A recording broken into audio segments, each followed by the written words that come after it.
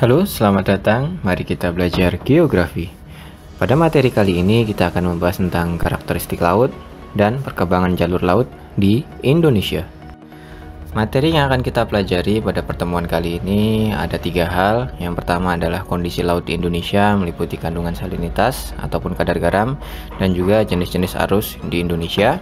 Kemudian yang kedua adalah perkembangan jalur laut di Indonesia dimulai dari zaman kerajaan, kemudian Orde Lama, Orde Baru hingga sekarang, yaitu adalah era reformasi. Kemudian yang ketiga kita akan belajar tentang macam-macam potensi sumber daya kelautan yang ada di Indonesia. Selanjutnya adalah kondisi laut di Indonesia. Kita tahu bahwa hampir 3/4 wilayah di Indonesia itu adalah lautan. Lautan tersebar dari Pulau Sumatera hingga Papua. Tentunya kondisi laut di masing-masing pulau di Indonesia memiliki kondisi yang berbeda. Salah satunya itu adalah kadar garam atau yang sering disebut sebagai salinitas. Pada wilayah Indonesia bagian barat, kondisi salinitas ataupun kadar garamnya itu lebih rendah jika dibandingkan dengan wilayah Indonesia bagian timur. Dapat dilihat pada tabel tersebut bahwa wilayah Laut Jawa dan juga Selat Bangka yang berada di bagian barat Indonesia memiliki kadar garam 32 gram garam per liternya. Jika dibandingkan dengan Laut Banda yang berada di daerah Maluku, itu memiliki kadar garam yang lebih tinggi, 34,6 gram garam per liternya. Hal ini disebabkan karena wilayah Indonesia bagian barat memiliki banyak sekali sungai-sungai besar yang bermuara pada laut. Tentunya sungai membawa material berupa air, yaitu adalah air tawar. Karena keberadaan air tawar tersebutlah, maka air laut memiliki kandungan garam yang lebih sedikit. Hal ini berbeda pada wilayah Indonesia bagian timur, di mana wilayahnya itu adalah wilayah kepulauan. Sangat jarang ditemukan sungai-sungai besar sehingga kondisi salinitas ataupun kadar garamnya lebih tinggi. Selain itu juga kita tahu bahwa wilayah Indonesia bagian barat seperti Kalimantan, Jawa, dan juga Sumatera memiliki curah hujan yang lebih tinggi dibandingkan pada wilayah timur Indonesia, Papua, Maluku, dan Sulawesi.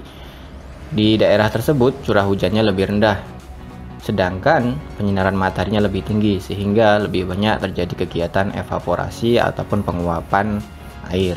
Hal inilah yang menyebabkan kenapa Indonesia pada bagian barat itu memiliki salinitas ataupun kadar garam yang lebih rendah dibandingkan pada wilayah Indonesia yang bagian timur. Kondisi laut di Indonesia yang kedua yaitu adalah arus laut. Air laut itu tidak statis, melainkan dia bergerak dari suatu tempat ke tempat lain, layaknya seperti angin.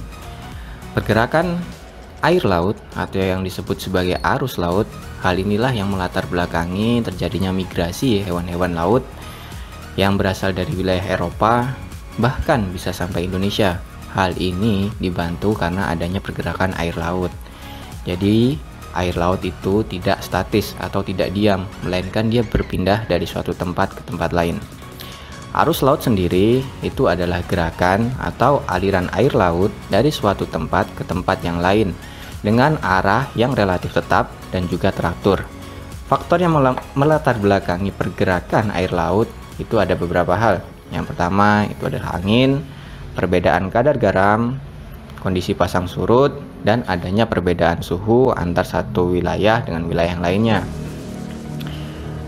Arus yang bergerak di Indonesia umumnya bergerak dari Samudra Pasifik kemudian menuju ke Samudra Hindia. Dapat dilihat pada gambar di slide tersebut bahwa arus di dunia itu terdapat dua, yaitu arus panas yang digambarkan dengan garis warna merah dan juga arus dingin yang digambarkan dengan garis warna biru. Dapat dilihat arus yang berwarna merah cenderung berada pada wilayah ekuator ataupun garis lintang 0 derajat. Sedangkan arus dingin berada pada wilayah kutub dan juga pada wilayah-wilayah lintang tinggi seperti daerah-daerah Eropa. Kemudian topik selanjutnya yaitu adalah perkembangan jalur transportasi laut di Indonesia. Kita tahu bahwa jalur transportasi tidak hanya ditemukan pada zaman ini, melainkan pada zaman dahulu, pada zaman kerajaan sudah ada jalur transportasi. Hal ini dapat diketahui dengan adanya beberapa kerajaan yang berada di Indonesia, meliputi Kerajaan Sriwijaya, Majapahit, hingga Kerajaan Demak. Dapat kita lihat pada gambar di pojok kiri bagian bawah itu merupakan wilayah kekuasaan dari Kerajaan Sriwijaya, yaitu meliputi wilayah Sumatera, wilayah Jawa, dan juga wilayah Malaysia dan juga Singapura. Kemudian pada gambar pojok kanan bagian bawah itu merupakan wilayah Kerajaan Majapahit. Hampir seluruh wilayah Indonesia, bahkan Papua, dan juga beberapa wilayah negara lain ya, seperti Malaysia, Singapura, dan juga wilayah Brunei Darussalam itu termasuk wilayah kekuasaan dari Kerajaan Majapahit. Hal tersebut dapat disimpulkan bahwa pada waktu itu atau pada zaman dahulu, laut bukan dijadikan pembatas, melainkan media untuk ekspansi ataupun memperluas wilayah kekuasaan. Jadi dapat disimpulkan bahwa sebelum datangnya bangsa-bangsa Eropa yang menjajah negara Indonesia, kita, negara Indonesia, telah lebih dahulu memperluas wilayah kekuasaan, bahkan sampai negara tetangga seperti Malaysia, Brunei Darussalam, dan juga Singapura. Hal ini menunjukkan bahwa negara Indonesia bukanlah negara yang lemah, melainkan negara yang besar, negara yang kuat. Oleh sebab itu, kita sebagai generasi muda harusnya bangga dan juga tetap memperjuangkan semangat-semangat luhur dari bangsa Indonesia. Selanjutnya yaitu adalah perkembangan jalur transportasi laut pada masa kerajaan. Pada masa kerajaan, jalur transportasi tentunya berbeda dengan jalur transportasi pada saat ini. Pada zaman dahulu, jalur transportasi hanya berupa satu jalur. Dapat dilihat pada gambar tersebut bahwa garis warna biru merupakan jalur transportasi. Pada waktu itu, kerajaan-kerajaan di Nusantara menggunakan jalur transportasi tersebut atau yang disebut sebagai jalur sutra untuk melakukan hubungan perdagangan ke negara seperti Cina, India, Arab, dan bahkan Eropa. Selanjutnya yaitu adalah perkembangan jalur transportasi laut pada masa kemerdekaan. Pada masa ini, jalur transportasi tentunya berbeda dengan pada zaman kerajaan. Pada masa kemerdekaan, jalur transportasi dibedakan menjadi tiga. Yang pertama yaitu adalah masa Orde Lama yang dipimpin oleh Presiden Soekarno.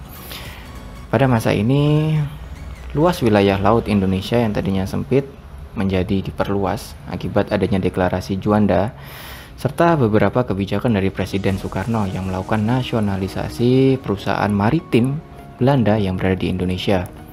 Kemudian masa yang kedua yaitu adalah masa Orde Baru yang dipimpin oleh Presiden Soeharto. Pada masa ini, kondisi maritim di Indonesia kurang begitu terperhatikan dikarenakan pembangunan terpusat pada wilayah daratan. Kemudian yang terakhir yaitu adalah masa reformasi atau masa saat ini, di mana proses pembangunan maritim sangat digencarkan. Hal ini dapat dilihat dengan adanya pembangunan dan juga renovasi pelabuhan-pelabuhan baru serta mendorong program tol laut. Selanjutnya adalah perkembangan jalur transportasi laut pada saat ini. Pada saat ini jalur transportasi laut disebut juga sebagai ALKI. ALKI atau Alur Laut Kepulauan Indonesia yaitu merupakan alur laut yang ditetapkan sebagai alur untuk pelaksanaan hak lintas alur laut kepulauan berdasarkan Konvensi Hukum Laut Internasional. Jadi, ALKI difungsikan bukan hanya sebagai jalur untuk kapal laut, melainkan juga sebagai jalur untuk penerbangan kapal terbang atau pesawat terbang. ALKI di Indonesia dibedakan menjadi tiga. Dapat dilihat pada gambar di bawah ini, garis warna ungu merupakan jalur ALKI. Pada wilayah Sumatera itu merupakan ALKI 1. Kemudian pada wilayah Kalimantan dan juga Sulawesi itu merupakan ALKI 2. Kemudian pada wilayah Sulawesi hingga Papua terdapat ALKI 3. ALKI dapat juga disebut sebagai tol laut. Nah, tol laut sering kita dengar di pemberitaan, di berita dan di media massa. Itu merupakan jalur pelayaran bebas hambatan yang menghubungkan hampir seluruh pelabuhan di Indonesia. Hal ini bertujuan untuk memudahkan pemindahan barang ataupun kargo dari suatu wilayah ke wilayah lain tanpa adanya hambatan. Topik selanjutnya yaitu adalah potensi sumber daya kelautan di Indonesia. Nah, terdapat dua potensi. Potensi yang pertama adalah potensi sumber daya hayati dan juga budidaya. Kita tahu negara Indonesia tidak hanya kaya akan hasil kekayaan daratnya, melainkan hasil lautnya pun sungguh sangat kaya. Hal ini dapat dilihat bahwa sumber daya ikan laut di Indonesia diperkirakan mencapai 12,54 juta ton per tahun. Selain itu, bahwa terumbu karang di Indonesia itu mencapai 25.000 km persegi. Serta hampir 37% spesies ikan di dunia itu dapat ditemukan di Indonesia. Kemudian yang kedua yaitu adalah potensi sumber daya mineral dan juga energi. Di pantai Indonesia terdapat gas atau energi baru yaitu berupa gas hidrat. Gas hidrat ditemukan pada wilayah lepas pantai barat Sumatera. Gas ini lebih ramah lingkungan karena CO2 atau karbon dioksida yang dihasilkan itu lebih sedikit. Kemudian potensi selanjutnya yaitu adalah energi pasang surut, energi gelombang, kemudian energi tenaga surya dan juga angin dapat dimanfaatkan untuk pembangkit listrik. Dari potensi tersebut dapat kita ketahui bahwa negara Indonesia itu adalah negara yang sangat kaya. Oleh karena itu, kita sebagai generasi muda, generasi saat ini harus ikut berupaya untuk melestarikan potensi yang ada sehingga generasi-generasi berikutnya dapat menikmati. Potensi yang selanjutnya yaitu adalah potensi industri dan jasa maritim. Indonesia 3/4 wilayahnya yaitu adalah laut, sehingga potensi industri seperti industri pembuatan mesin, pembuatan peralatan kapal, alat tangkap ikan, dan juga industri pembangkit listrik pasang surut seharusnya bisa lebih dioptimalkan. Kemudian untuk yang keempat yaitu adalah potensi pariwisata bahari.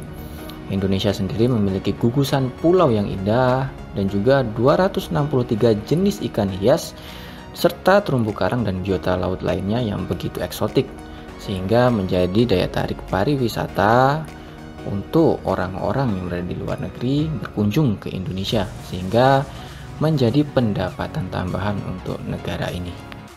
Apakah ada pertanyaan? Jika terdapat pertanyaan, dapat kalian tuliskan pada kolom komentar di bawah ini. Sekian materi dari saya. Salam lestari, salam geografi.